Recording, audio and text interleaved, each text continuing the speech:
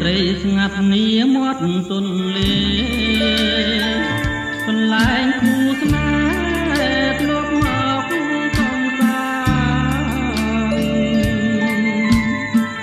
អរិយត្រីស្ងាត់នីមាត់ទន្លេកន្លែងគូស្នេហ៍ធ្លាប់មកកំសាន្តអង្គុយរៀបរាប់រឿងស្នេហ៍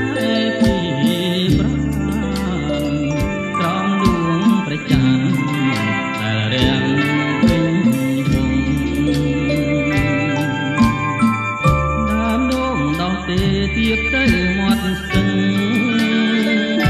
ជាដួងព្រលឹង